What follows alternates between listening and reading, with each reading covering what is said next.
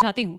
अगर गुजराती अडानी को, अपने दोस्त को मोदी जी 1050 एकड़ जमीन 1 रुपया में दे देते हैं, वो होता है रेवड़ी। और वही दूसरी तरफ अगर हम कहते हैं, तेजस्वी जी कहते हैं कि जो भी भूमिहीन है, जिसके पास घर नहीं है, रोड किनारे रहता है, उसको हम शहर में 3 डिसमिल जमीन या गांव में हम 5 डिसमिल जमीन देंगे, वो होता है वेलफेयर स्कीम। और हम ये इसलिए कह रहे हैं क्योंकि आप देखिए कि जितने भी इन लोगों के वादे हैं, आपको हर जगह रेवड़ियां ही रेवड़ियां नजर आएंगी। खुद प्रधानमंत्री जी जब बाहर जाते, 2 दिन के लिए ब्राजील गए, 2 दिन में खर्चा कितना बैठा? 90 करोड़ के अप्रॉक्स, 5 करोड़ का तो होटल बुक हो गया। एक प्रधानमंत्री जी अपने ऊपर रेवड़ी खर्च करने के लिए अलग से पीएम केयर फंड की घोषणा कर देते हैं, बना लेते हैं। वहीं दूसरी ओर इसी देश में संतोषी नाम की बच्ची भात भात कहते हुए मर जाती है। और वहीं बिहार में विश्वकर्मा जी फांसी लगा लेते हैं क्योंकि उनके पास खाने को अनाज नहीं है। वहीं आप देख लीजिए, एक तरफ हमारी पार्टी है जो, अगर मैं तो यहां से ये कह रही हूं ना, तेजस्वी जी अगर कह देंगे हम मंगल ग्रह से एलियन लाएंगे, तो बीजेपी भी कहेगी हम मंगल ग्रह से एलियन लाएंगे। ये बिहार की परिस्थिति उन्होंने बना दी है। पर हमको दुख तब लगता है जब अमित शाह बिहार आते हैं और हम इंडस्ट्री की मांग करते हैं, अमित शाह जी कह देते हैं नहीं हमारे पास बिहार में जमीन नहीं है।